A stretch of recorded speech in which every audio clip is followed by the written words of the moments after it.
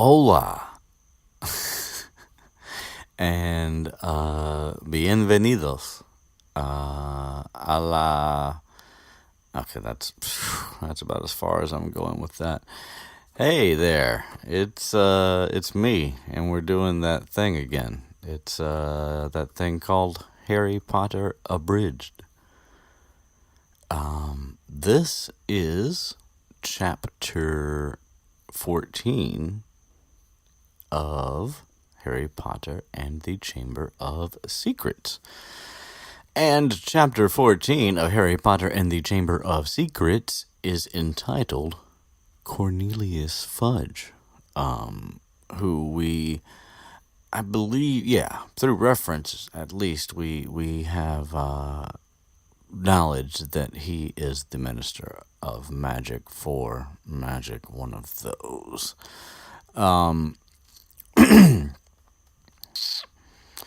So yeah, so right, the previous chapter ended with Harry going into the diary, into the memory that's stored in the diary that was presented by young Tom Riddle. And so he's now recounted that story of finding out that from what he can tell through this memory is Hagrid's presumed guilt for having opened the chamber 50 years ago. And so he told Ron at the end of the previous chapter, right after he got back, and now he's told Hermione, of course, and now they're just like talking, kind of going in circles, like trying to figure it out, because that's what they do. And they know, so that we get sort of like that reminder of like, well, Hagrid, he likes dangerous creatures. He thinks they're misunderstood. He hears the reminders about Norbert the dragon that he tried to raise in a wooden house, and Fluffy, which I'm sure I probably brought this up. See, that's the thing about it. I started this so long ago and then like stopped for quite a while, and so I don't remember what I said exactly, and during the first book now, not for every detail, but anyway, whether I brought it up before or not, where the fuck do you keep Fluffy before that's it's his, hers, their whatever job to guard the entrance to where the Philosopher's Stone was being kept? Like, what? How? Like, there's no way that Fluffy was in the fucking forest. Like, you know what I'm saying? Like, where did he somehow really fortunately win? Well, wait a minute. Was that timing, or is it? No, it was the dragon egg that was the funny timing. Not. I don't know that we I don't know that we ever hear when Hagrid actually acquires Fluffy, but it seems like it almost had to have been like incredibly good timing or something. But I can't remember if that timing is mentioned or if it's just the timing of when he got that dragon's egg, because I know that's mentioned. But anyway, tangents, but point is, Hagrid has what's later referred to as his monster fancy. And so, it's not hard for Harry to imagine a teenage Hagrid that, had a soft spot for this, random breed of giant spider. And so, he took care of it, and so then somebody got killed, and that was a problem. So, but, Harry doesn't suspect for a moment that Hagrid actually wanted anyone to get hurt, because he knows Hagrid. He knows that wouldn't make any sense. So,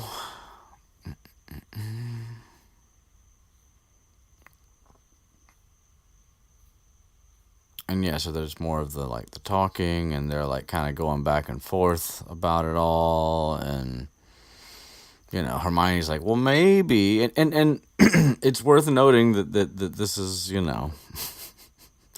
accurate. It's worth noting that. So Hermione says, well, maybe it was some other monster. Maybe Riddle got it wrong. And that's partially right, because Riddle didn't get anything wrong. Riddle just framed up Hagrid, and Hagrid's still paying for it to this day. Not cool, Riddle. Not cool, bro. Not that there's really anything that particularly cool about you. Oh, terrible but great ass. Right. Anyway. Bum, bum, bum, bum, bum, bum, bum, bum, bum, bum, bum. And of course, Ron's like, so how many monsters do you think this place can hold? Well, first of all, it's a big ass castle and it's magic, so probably like several. I mean, if we're being like fair, I think like several is a very viable option. That's all I'm gonna say. Okay.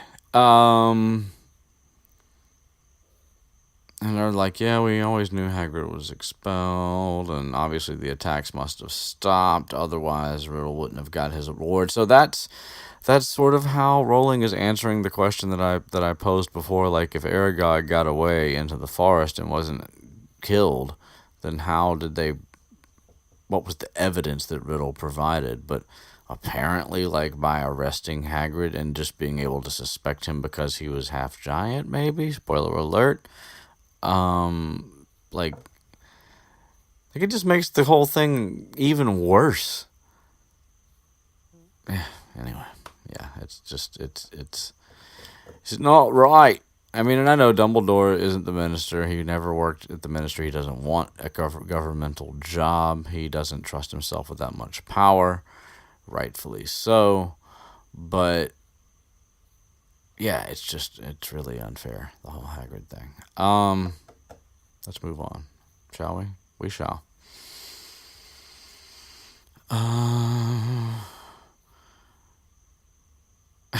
Ron's just like determined to come up with something. So he's like, man, he really does sound like Percy. Well, who told him to tell on Hagrid? And Hermione's like, bruh, somebody died. You got even, of course they don't know who Riddle is, and they're assuming that Riddle was acting in good faith, and that telling on Hagrid was something he didn't want to do, like what he said in the memory, the lie he told Hagrid himself. So it's the Hermione's like, well, as always, the most logical. Anyway. And of course, Harry sympathizes with the unknown Riddle. I mean, he's got like a very small glimpse of him. He has no reason to not trust him yet. And so he's like, man, yeah. I mean, I know what it was like growing up where I grew up. I can imagine that a Muggle orphanage wasn't great either. So I'm sure I don't blame him for wanting to. To stay here at a place where he felt way more at home and way more comfortable. Because I get it. That's if I could stay here year round or whenever, anywhere in the wizarding world, I would. So, so right now at this stage in the game, Tom Riddle is looking like a sympathetic character, and we're like also like looking at Hagrid with sympathy, but also kind of like, damn it, Hagrid, because we think that this is what happened, because up to this point you don't have any reason to know any better, and the evidence is kind of damning because we already know what Hagrid's MO is. Which, by the way, okay, I wasn't planning this tangent at all, but then again, I don't plan most of them, so there's that. I know not everybody who will be here was a huge fan of Fantastic Beasts. I'm sure everybody probably didn't hate it, because I mean, Rowling did write it, and I thought that her touch really made a difference in a way that I enjoyed a lot. In the writing and the dialogue and all of that. And I can't lie, regardless of underlying issues, I'm excited about the next movie. But that's not what I wanted to say. What I wanted to say is that this is the kind of thing that Newt has to deal with too, to a certain degree. And I don't know how much that plays into it's not as big of a deal for people. More people trust him, but and of course I'm saying this too, like after it's been a while since I've seen the damn movie, even though I saw it twice, like when it first came out. But that was a little while ago now. I need to refresh my memory. But I do draw parallels between Hagrid and Newt. Obviously, they're like sort of like different iterations of the same type of person in the wizarding world. Someone who sees all creatures as beautiful in some kind of way and redeemable in some kind of way, even if they're like huge and dangerous. And it's even more interesting in a way with Newt, because Newt's just a normal wizard. Like, he's just a guy. He's not a half giant. He's not like stronger. He's not one of those people that doesn't know his own strength, or who can sort of like just by nature of like his skin and be able to sort of ward off a lot of danger, in addition to being big and strong. Newt has none of those things going for him, and is still that kind of person. So anyway, whatever. I don't know that I was really going anywhere exactly with that. I like both of those characters a lot. That's maybe part of we'll stick with that for now. Anyway, so like I said, Tom Riddle is looking a redeemable, or not redeemable, but just like a sympathetic, I'm sorry, was the word I meant and said earlier, character, because we don't know. And it seems like he did the right thing, even if it was hard to do. And Ron is still like, he's trying. You got to give him like an A+ for effort. Content right now is kind of like C+. He's not doing a horrible job. He's just not hitting home runs either. And he's like, didn't you? I mean, he's kind of getting last ditchy here, because he's like, Harry, didn't you run into Hagrid down the Nocturne Alley? And Harry's like, he was buying a flesh-eating slug repellent, which he almost certainly was. Let's see. And so finally Hermione asks the naughtiest question of them all. And I have to admit, like, if you're listening to the audiobook, it's easy to get to that part and think that Stephen Fry just read the word Naughty, when in fact it is Knottiest. Naughtiest. The I suppose you would say the most difficult. I don't know. That's not quite right either. What does the Kindle say? Something slowly. Full of knots. Very good. Extremely difficult or complex. It almost seems better the other way around when it's a misunderstanding. But anyway, what she asked, the fucking question is, do you think we should go ask Hagrid about it? And it's like... And Ron, not for once, but in this particular conversation, just says like what's the obvious answer, even though the question is like kind of like, it's almost like it's the taboo question, not the difficult question, or complicated anyway, not difficult that way, difficult in a different way. Anyway, Ron's like, yeah, that'd be lots of fun. Hey, Hagrid, so we've been letting your monsters loose in the castle again lately, killing some people almost. Don't kill anybody. Like, so they're like, oh, yeah, that would suck. I don't want to do that. So they're like, well, we'll just wait, and if there's no more attacks, because there haven't been in a while. It's been like 4 months or some shit since Justin and Nearly Headless Nick. So people are starting to like I was saying before, with the weather changing and everything just seems to be better, more back to normal. So anyway, and he hasn't heard the voice in a while, and so it's like, all right, maybe everything's, gonna be cool. Peeves stops singing his "O Pater You Rotter" song. Ernie Macmillan is starting to be nice to Harry again in herbology. And the Mandrakes are getting into full on, adolescence and post, throwing a raucous party in Greenhouse 3. The Mandrake thing is disturbing. I'm just going to say it again, and I'm going to leave it alone.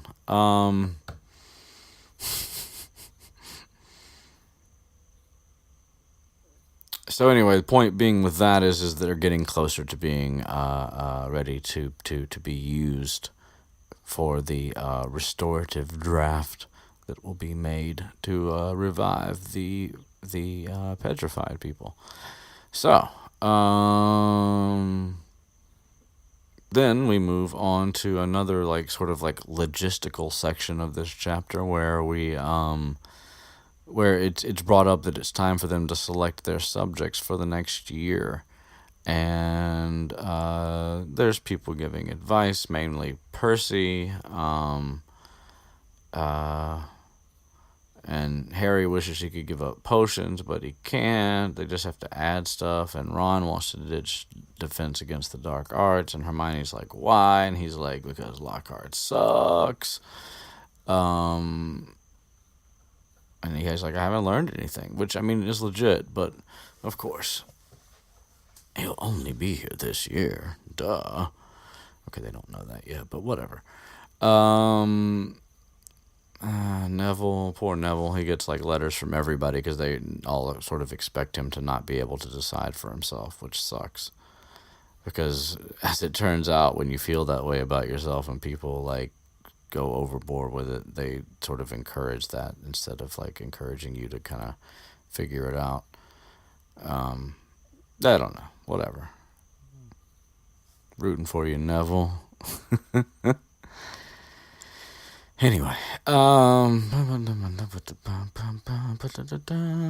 discuss subjects. We don't really need to get into those so much, especially because they're like arithmancy. It's just referred to when Hermione talks about it, but we don't learn shit about it. It never comes into play.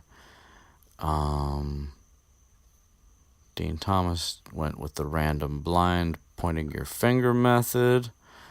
Hermione signed up for everything, which, I wonder if that's supposed to be foreshadowing for, what's going to happen with her in the next book, or if that's just, how it would have been written regardless, because that's Hermione.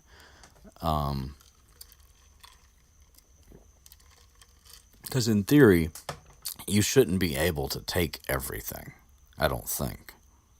That's the whole idea. That's the reason why you have to choose. Otherwise, if there was room for everything, then everybody would take everything. If there was enough time in the day to take every class, but there's not. You have to have break and you have to have lunch.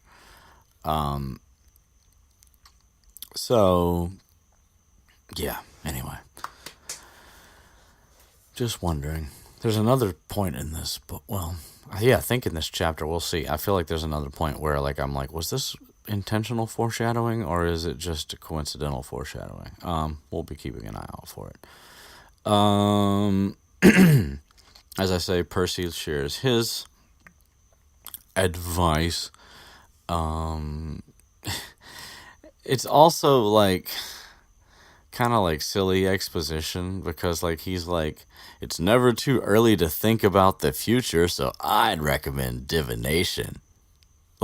It sounds like it's off the fucking pamphlet itself. It's never too late to think about the future. And then here's a class that's about fortune telling, and it's just I get that's a kind of cutesy way to sandwich both the mention of the class and what it actually means, just in case you didn't know what the word meant. But first of all, would Percy really recommend divination? It really doesn't seem up his alley at all. He's way too fucking serious to sit there and take Professor Trelawney seriously. I just can't, it doesn't jibe. in my brain. So that's, yeah, whatever.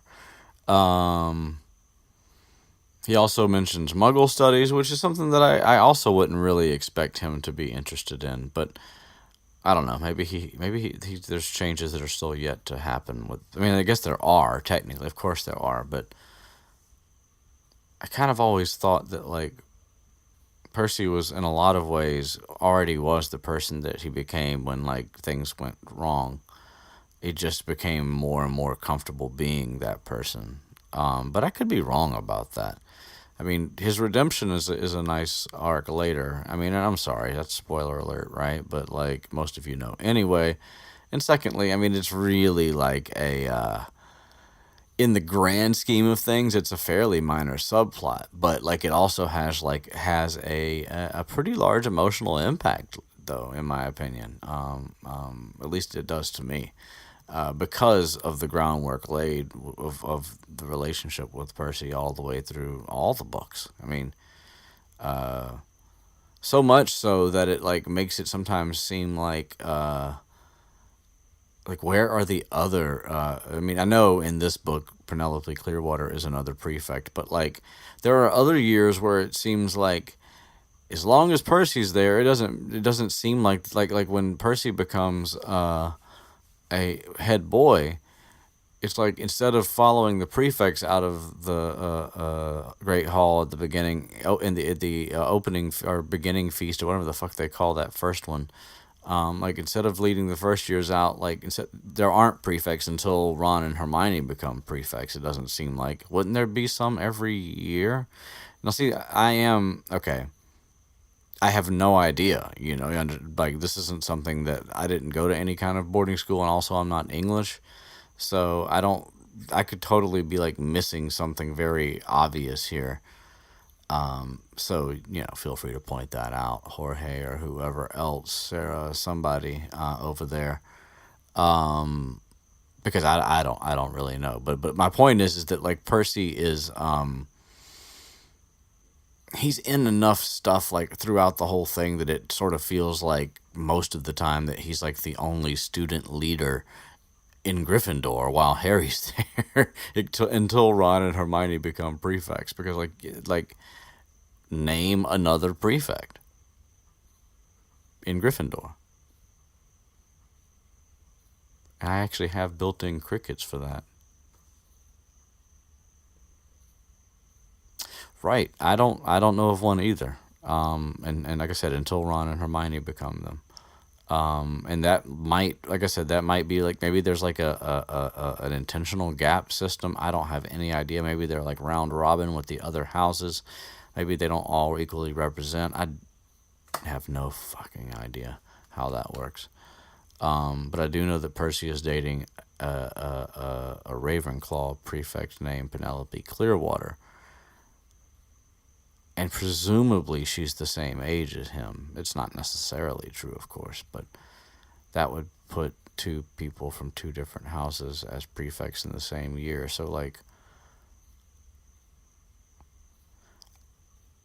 I think Cedric is a prefect, but that's later. But that still doesn't account for Gryffindor. Okay. Anyway, that's something that just like randomly has bugged me off and on, and so that's what I talk about sometimes here. All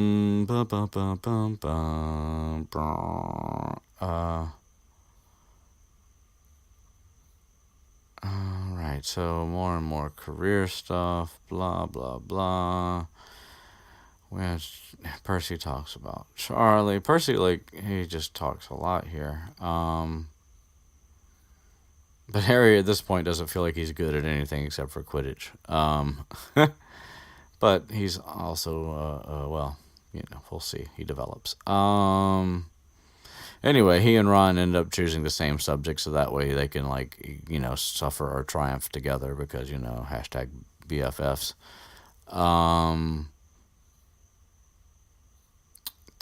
And so that's the end of that scene, and so we go to like, oh, and also the next Quidditch match is coming up. Like, everything's just feeling so nice and normal, isn't it? Oh, so nice and normal. And so the day of the match arrives. Let's see.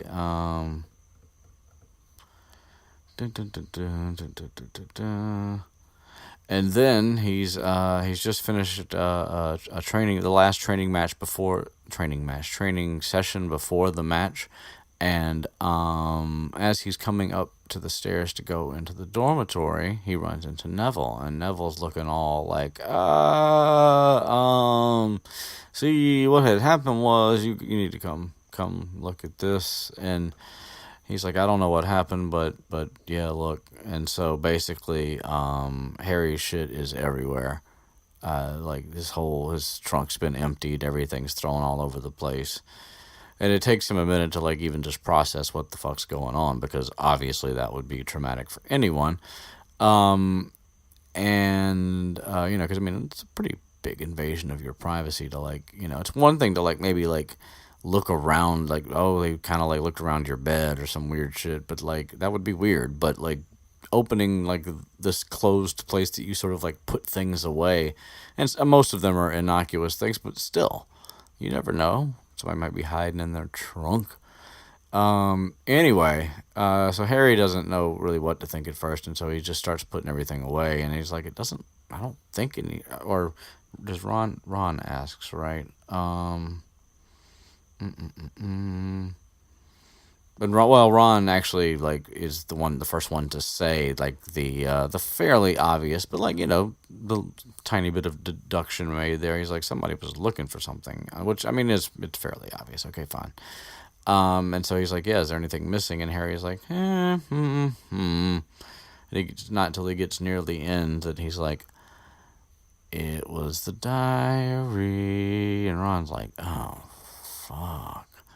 So they go out together, and so they tell Hermione, and she's like, oh god, oh dear, because they're like, only a Gryffindor could have stolen it. Now that means that we are in the midst of an enemy of sorts, a thief. Of course, I don't know if they've mentioned it, but I'm like, also, somebody did throw it away at one point, so, like, that person might be the same person. Ding, ding, ding, ding, ding. Anyway. So, that's the end of that little section, and so then, it's the next day, it's the day of the match. It's all sunshiny and light and refreshing breeze. Beautiful spring day. Or a late winter day, whatever it is. So, of course, it's perfect Quidditch conditions, says Wood.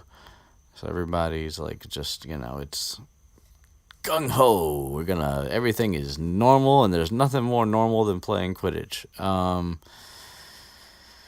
And so Harry's like, still like, he's excited about playing, but also he's like, sitting at breakfast like, somebody around me stole the diary out of my trunk last night. Somebody sitting at this table is the person. So he's a little distracted, but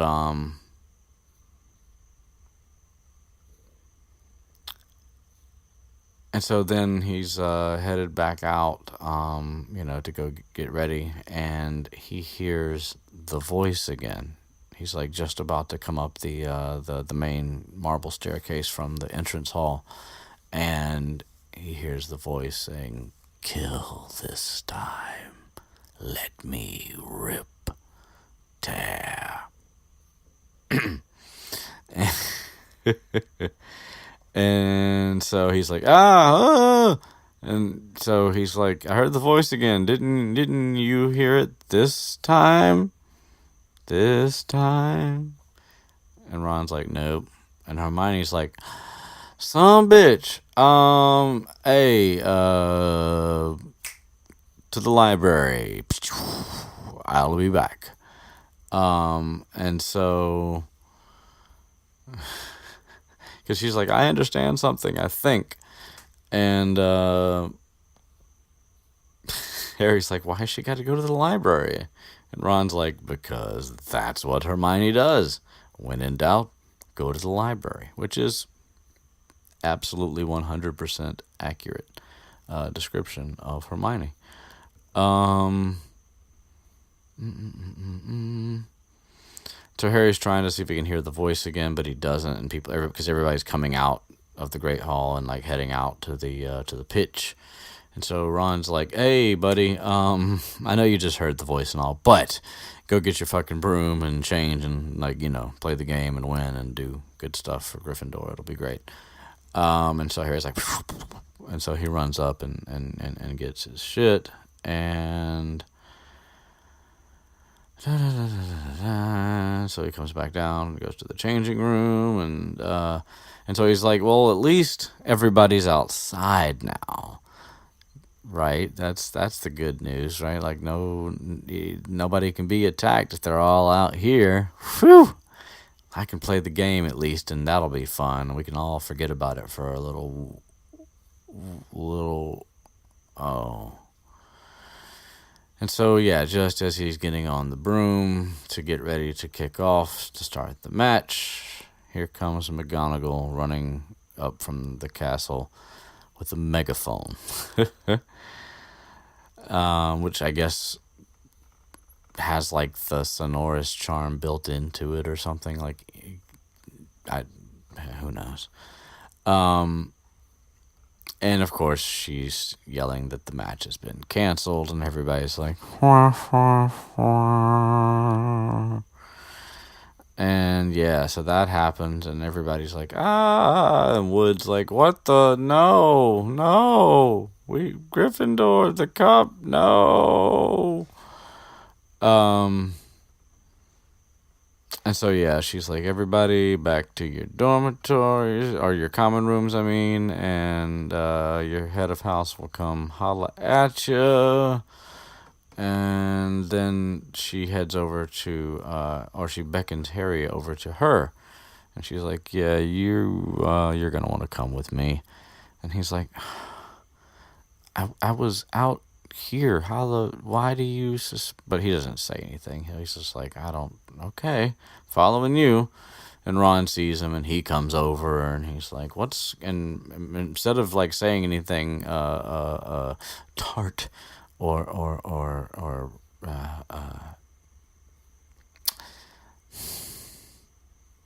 let's just say that that Professor McGonagall is like, yeah, Ron, you should come too. And she's saying it not unkindly. I just was trying to paraphrase. Sometimes it works, sometimes it doesn't. So yeah, people are kind of still grumbling. Like, some people haven't like quite processed what this might mean yet, and they're just like, how come it's canceled? Ah! And other people are like, oh shit, does this mean what I think it means? And of course the answer to that is yes, it in fact does mean just that. And so yeah, so McGonagall doesn't lead them back to her office or anything. She takes them to the hospital wing. And she's like, I would tell you, you might want to sit down, but you're going to walk in here. So this might be, this is going to be one of those things that if you could sit down, you should sit down for it, but you can't. So, go cautiously. That's what she says. And she's like, yeah, another attack, another double attack. And so first they see a 6-year girl with long curly hair, and she is the Ravenclaw. It turns out she's a prefect, but she's the one that they asked where their common room was when they were imitating Crabbe and Goyle and thinking that she was a Slytherin. Anyway, and then they see Hermione. Ron groans. That was not a groan. And so yeah, Hermione's like frozen, and her hands are out in front of her, and she's holding up a small circular mirror. And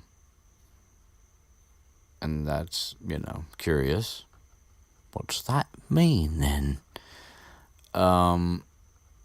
Anyway, so then Professor McGonagall's like, all right, well, you've seen her. You know what happened, so let's go back to the common room.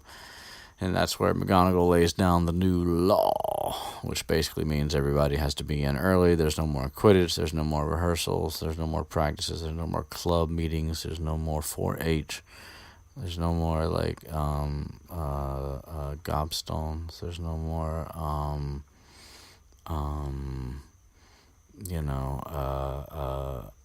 beta club. There's no more math club. None of that. No more of any of those things. They're all gone. You have to stay in your common room. No more. No mas.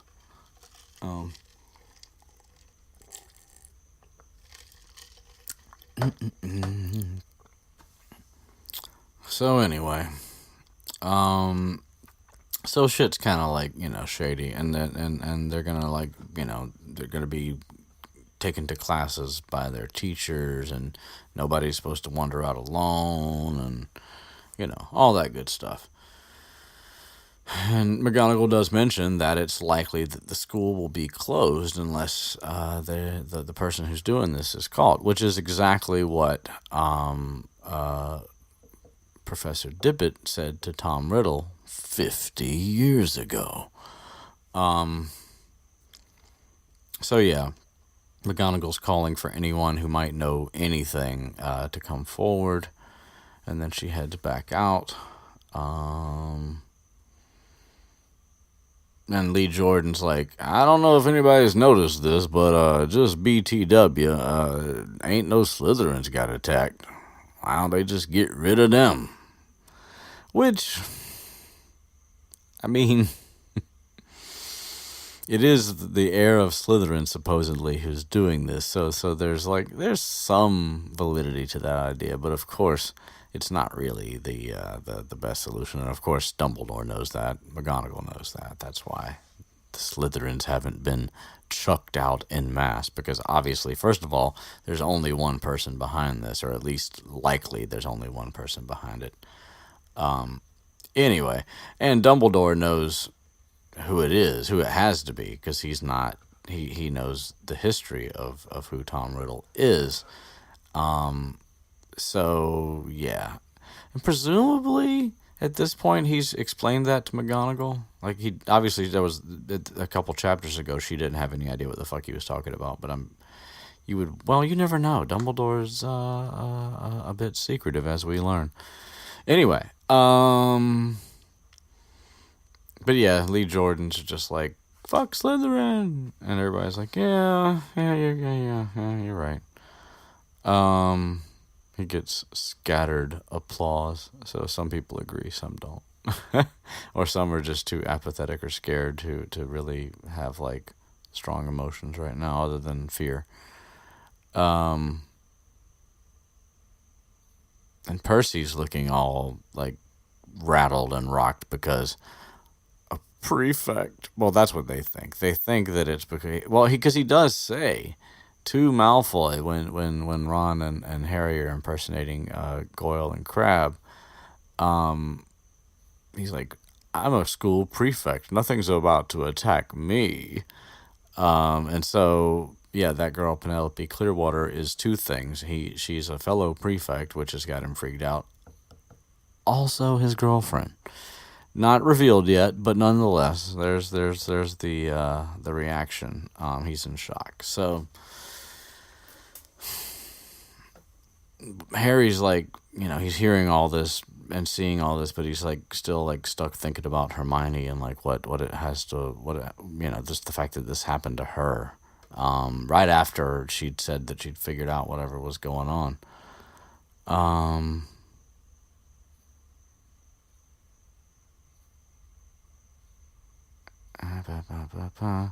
And he's thinking about the school being closed and how he doesn't want to have to go back to live with the Dursleys, and how he still sympathizes with Tom Riddle, who didn't want to go back to that Muggle orphanage. And so Ron's like, what do you think about this Hagrid thing? And Harry's like, yeah, we gotta go. We gotta go talk to him. Because, I mean, at this point, they know too much. And I was reading something earlier where somebody said that this is sort of like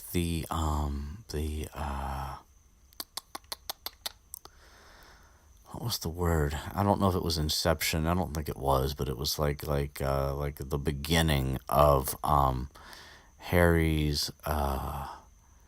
Is it heroism? Was it heroism? Was it courage? Was it? It was something. It was more than just courage. He's definitely shown that before now. It had to do with like how he was willing to risk, his safety and his even, I guess, school career or whatever, for like finding out, like, if like he's doing it for Hagrid, he's doing it for the students at the school, he's doing it because Hermione's his friend and she's attacked too. And he said to Dobby early on that, my best friend is, well, one of my best friends is Muggleborn. Like, she'll be one of the first one that's attacked. I'm not going anywhere. I'm not leaving the school. So, I mean, he's already sort of explained that, but now he's like willing to act on it, I guess, is sort of the point. Because, he doesn't have to say anything to Hagrid. He and Ron could easily just sit back and kind of wait to see what happens.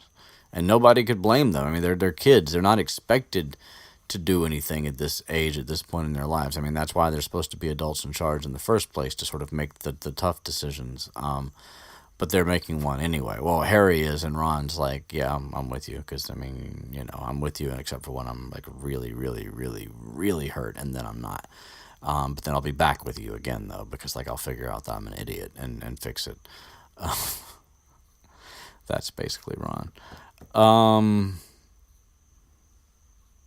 So they're like, well, we're not supposed to be going out. And Harry's like, think it's about time we brought out the cloak again. Cloak of invisibility.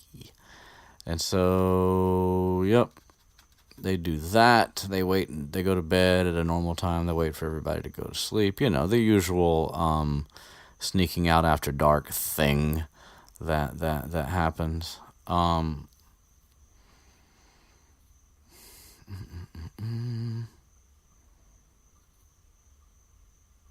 And of course, unlike many of their other solo or duo going out after dark under the invisibility cloak explorations, this time everybody's like, the teachers and the ghosts are patrolling the hallways, so it's like crowded. Well, relatively speaking, it's not really crowded. It's just that it's not like the halls are empty either. So they're having to like navigate and be quiet, and of course there's one moment of tension where Ron stumps his toe, and Snape sneezes at the same time that Ron curses or whatever happens, and just to add a little, you gotta have some stakes, right? There's gotta be some stakes. Because that's the whole point, is they're risking getting caught and what that might mean, especially after this is the same fucking year they crashed the car into the Whomping Willow. So that's still like working against them this year.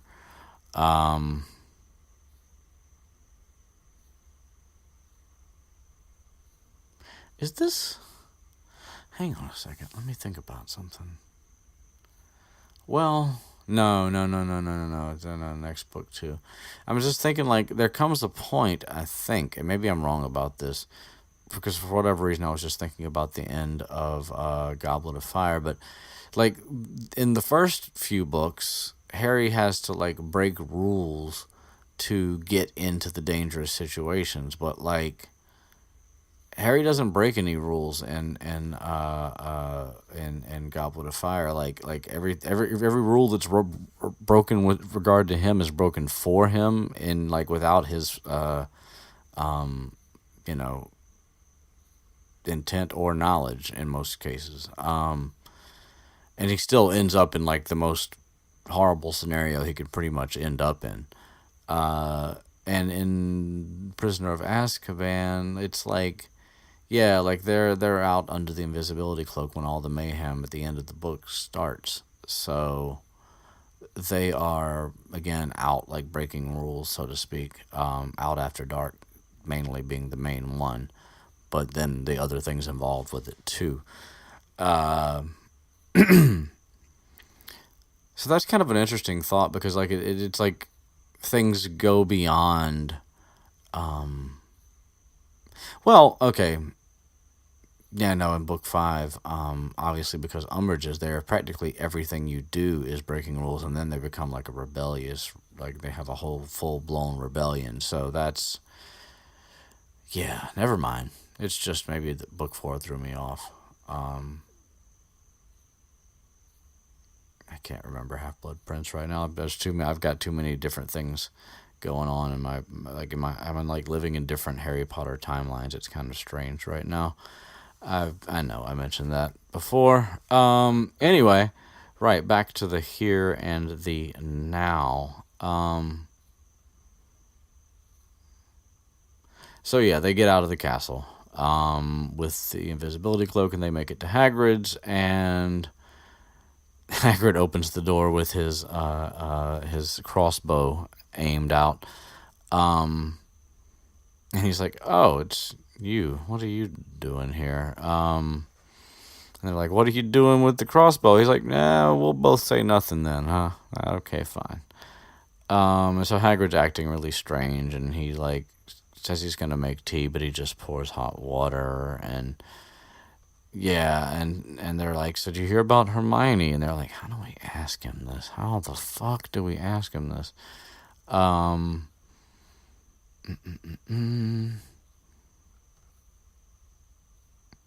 and so I watched parts of the movie around this point because I wanted to just see if there were some differences, and then I ended up like looking for the screenshot while I was at it, and so I ended up skipping around more than I did watch the whole section through. But why right here, they go further in the script for the movie. Like they start to ask him. They don't. They're still kind of like beating around the bush, but they're like getting there. Like in the book, all that happens is that they ask him, did you hear about Hermione? And he's like, yeah, I heard all right. And then, you know, after that, before anything else can happen, there's a knock at the door. In the movie, they add like Harry saying something like, what did he say? Hang on. Because he did ask, first he asked the line about, did you hear about Hermione? The same exact thing from the book. And then he's like, Hagrid, do you know who's opening the Chamber of Secrets or something like that? And he's like, and they make it like, well, what did you got to understand about that is blah blah blah, and then the door knock happens there, and it's like, what? It doesn't really, because like Hagrid didn't know. I don't think. Like only Dumbledore would suspect Riddle, right? I mean, because he was given the award for special services to the school, so 50 years ago, nobody suspected that it was him, and Hagrid had no way of knowing. Just because Riddle like framed him, he could just think that Riddle mistook the signs and like legitimately thought it was him.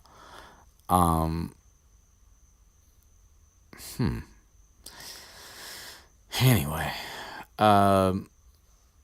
so there's a knock at the door, and obviously nothing is able to be answered one way or the other in the book or the movie. It's just that there's more question in the movie. And so they have to throw the invisibility cloak over themselves, and they duck under and go off into a corner, and Hagrid answers the door, and it's Dumbledore followed by Cornelius Fudge, the Minister for Magic. How do they say Minister for here? Oh, Ron says of, right.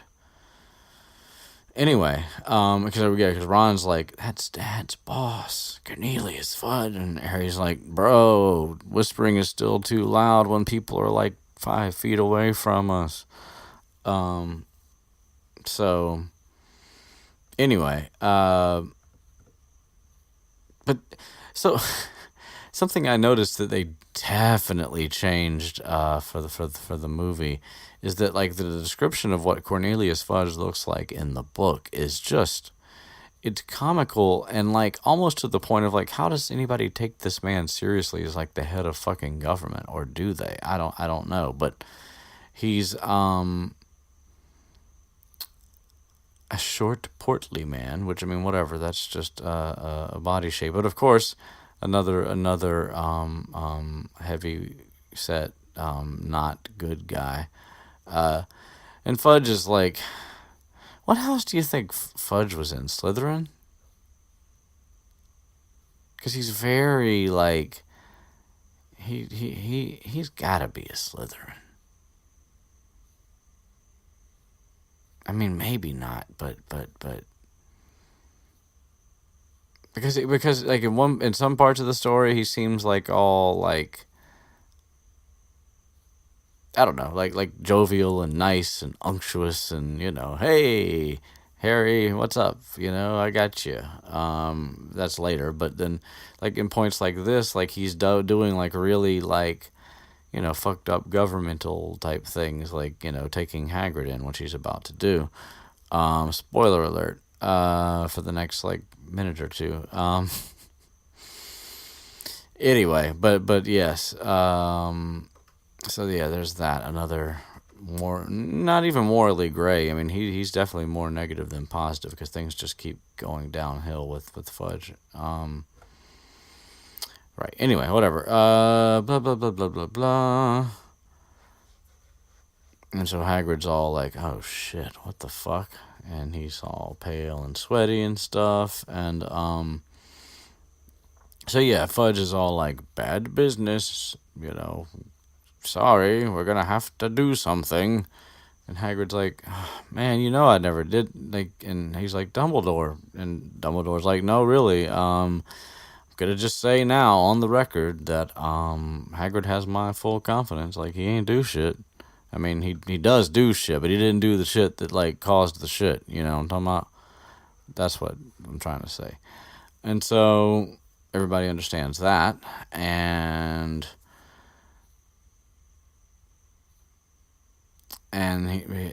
but Fudge of course is just using like bullshit logic. He's like, well, Hagrid's record's against him, which it shouldn't be because he should have been proven innocent somewhere along the way. Although I guess, wait a minute.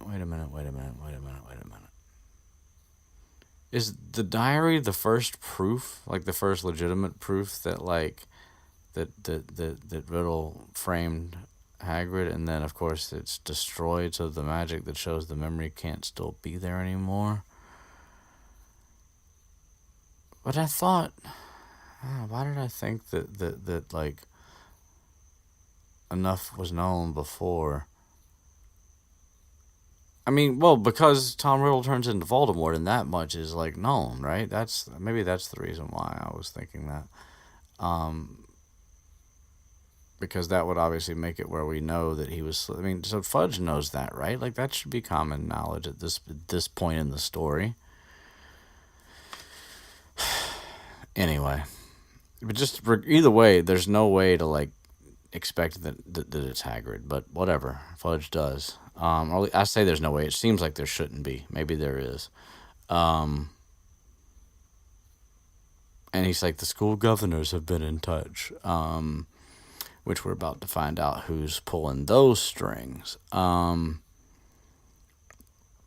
Dumbledore's like, well, you could take him, even though I don't advise it, but nothing's going to change if you take him. Like, that's not going to stop the attacks. It won't help at all.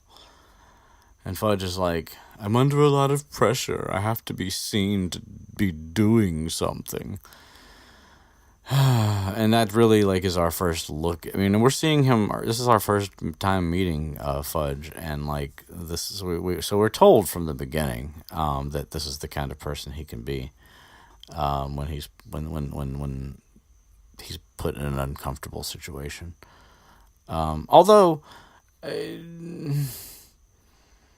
I guess they go together, but I'm like, here he kind of is like caving to pressure, whereas later when he like becomes like a truly like a antagonist almost in the character, or not even almost, he really kind of does. It's like he refuses to believe something. And so like he doesn't cave, I guess is my point. Like when Dumbledore like confronts him with all of this stuff, and other people do too, and he stands his ground like to, but again to defend like his, like an illusion that he has. So I don't know. He's either way. He's got morality problems, that Fudge, and power problems too, as you know, often governmental officials that stay in power for too long do. So anyway, yeah, he's more concerned about the symbolism of taking Hagrid than whether it actually like stops the whole thing. He's like, oh, and you'll be allowed out with a full apology if we catch somebody else. Like that's going to somehow undo the unpleasantness, and it's not even like, as we will learn, we're not even in these books, in this book, but in the next one, we know that it's not like he's just going to go have to be in a room somewhere. It's in a place in the presence of the Dementors. And the Dementors are happiness, soul-sucking, like, you know, horrible things. And, oh, that was the other thing that's mentioned in this chapter without being referred to directly by name. And I wonder if she had them worked out by that point. Because there's like an insinuation. I mean, Hagrid, like, once Hagrid realizes, like, he's like, where are you taking me? What? And he's like, not Azkaban. And so, anyway, so that happens. And then, like, there's a like a halt in the conversation for a minute. And another knock at the door, and Lucius Malfoy fucking shows up, of course, and he strides into Hagrid's hut, swathed in a long black traveling cloak. Good words there, Rowling. Anyway, and so yeah, he's like, oh, Fudge, you're already here. Good. And Hagrid's like, what are you doing? Get out of my house. And so that gives Malfoy a chance to sneer and say, oh, you call this a house? Oh.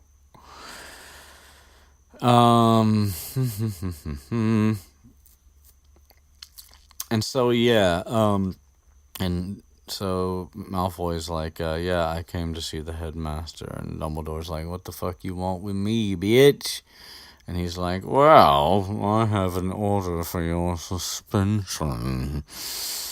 And he's like, all of the governors signed it. And Hagrid's like, yeah, how many of those motherfuckers did you have to, like, threaten and blackmail? And Hagrid's totally, like, right on point with it. Sometimes Hagrid can be thick, but most of the time Hagrid's pretty fucking, like, at least when it comes to, like, basic common sense type shit, he's pretty on top of things. But, anyway, but even Fudge is like, wait, taking Dumbledore? Whoa, no, like, I know I'm an asshole and all, but no, let's not be stupid. Like, time out. And he's like, well, Fudge, it's the governors who are responsible for the headmaster, blah, blah, blah, blah, blah, blah, blah. And so there's that, and, so anyway, Malfoy is flexing his muscles, as it were, and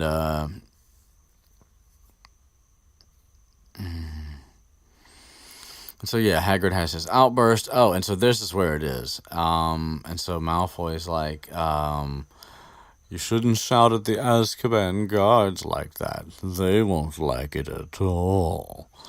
And so you have to wonder, like, I don't, like, why? She had to have known what she created. The Dementors had to already exist. But why did she wait? Because actually, it's not even here. It's not just that it's in this book. At the beginning of the next one, We don't get the name. She withholds the name as long as she possibly fucking can. It's not until after we actually encounter a Dementor firsthand that eventually we hear that name. And it just seems to me unfeasible that, like, everybody would just refer to them as the Azkaban guards until somebody says Dementor. And then everybody calls them Dementors from that point forward. Like, they're no longer called the Azkaban guards anymore. I mean, and I know, I guess that's just a literary thing, and maybe it's just the product of, like, listening to and or reading this series, like, dozens of times at this point, but here we are, folks. Here we are. Let's see. So, yeah, the Azkaban guards. And Hagrid's like, you can't take Dumbledore, there'll be killings next. And Dumbledore's like, chill out, Hagrid. And he's like, I'll go. And then, of course, he does his, like, his profound little speech there, because he, of course, alone, aside from Hagrid, knows that Harry and Ron are, like, hiding in the corner because Dumbledore magic. Hashtag Dumbledore magic. Okay, so that... Okay, fine, I'll do it.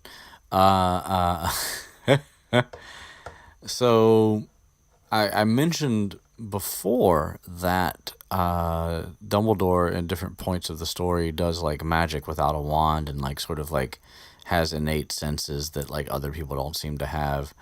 And when Adva listened to that, she pointed out to me that I guess, I don't know if it was on Pottermore or somewhere else, but Rowling apparently has said that at this other school, not Durmstrang or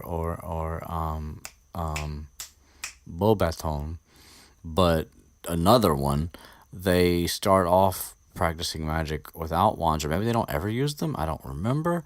Point being is that the wand is an instrument, not the only magic that you have, which is why, like, say for example, the improbable event of Harry, like, having the wand be, like, a couple of inches away from the tips of his fingers in Order of the Phoenix, and he says Lumos, whatever, and the wand lights up right next to his hand. Like, it's not, it's like wireless charging. You don't, it's the magic is within you if you have it. It's like, yeah, it's like the Force kind of, but like not as cheesily described. Anyway, boop boop boop boop boop, and so Dumbledore says, wait, what? Why was I going? Oh, wait a minute, shit. It's the tangent, like, I can't ride the tangent train all the way back sometimes. Oh well. Anyway, it'll probably come back to me in a minute.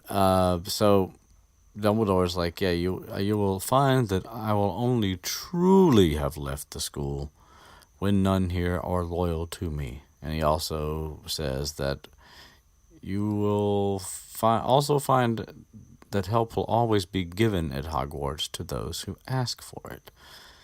And that's... I don't know, like, that if that actually directly applies to something specific that actually happens later. I mean, I guess it is. Yeah, it is. It is. Yeah, it is. I don't really know how that actually works, because, like, the things that happen, Dumbledore only seems to learn about them after the fact from Harry, and yet he seems to be able to predict that like, if Harry asks for help, or somebody asks for help, they'll get that help somehow, even though he can't know what it would be that needs to be provided for the help. It's magic, bro. It's magic, man. It can work however it needs to. It's magic. Okay, cool. So yeah, Malfoy's like, that's very admirable sentiment. That's great. Super duper. Let's go. And so, anyway, so then Hagrid's like, well, if Dumbledore can say random shit to the ether, so can I, Harry and Ron. He's like, if anybody wants to, find out some stuff, follow the spiders.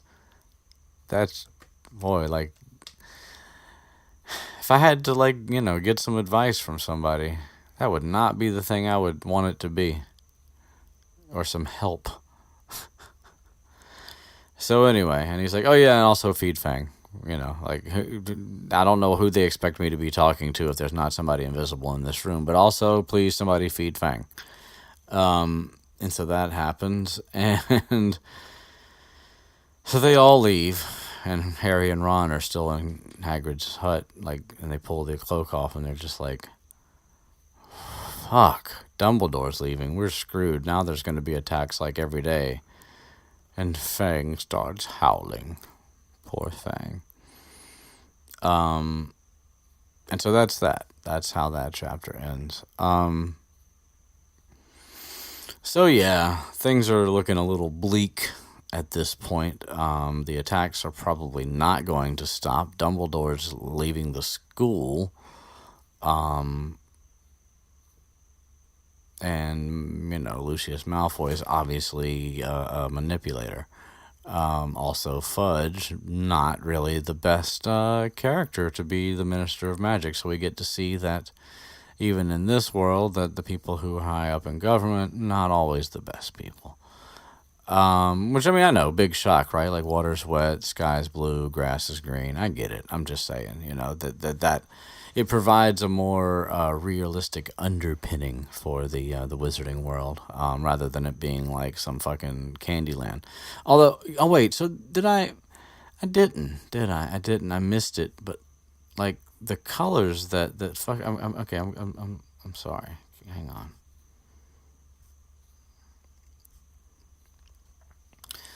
Oh, because I went off on the tangent about the overweight and morally gray character, and I lost the thread about about the bizarre colors that he's wearing. He's wearing a pinstripe suit, which a pinstripe suit can look really like nice. Then he's wearing a red, like a scarlet red tie, a black cloak, pointed purple boots, and he has a lime green bowler hat, which, I know the lime green bowler is like the thing that's mentioned the most, but they muted the fuck out of that color palette for the movie. Of course, it's all like very muted and dark, and maybe the hat he carries is green, but it's not like lime green, like boom. But like, it's almost comical. Like the one in the guy who plays him in the movie. He does a fairly good job, relatively speaking. But he definitely doesn't look as tacky and bizarre as this Fudge in the book does. Anyway, so that's the end of the chapter. Are there any other things that we might want to address from, like, say, yesterday? I'm just as surprised as you are every time I actually sit down and actually start recording and this starts happening and it actually happens and I finish it. So we're just riding the wave right now. Pum pum pum pum pum. Everybody seems to be, not everybody, like but some of you that are out there seem to be curious as this is going to be every day. It is as long as it is. Like, I can't really, I don't know. Like, all I can say is that, like, most of the time these days when I think about it, I get more excited than I had been for a while. Like, some days I would be like, oh, that would be kind of a cool idea. And then when it would be, like, around time to maybe do it, I would just feel, like, tired or, like, I don't know. So, yeah, right now, when I think about it, I'm like, oh, yeah, I want to do that. And like, and I'm liking the way it's all going, so gonna try to go with that as long as I can. That's how it was when I started. And so, yeah. And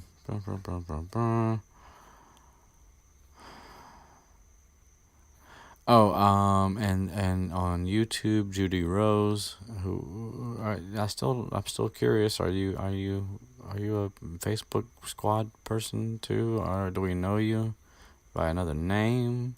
Are you just here? Doesn't matter. I'm just curious.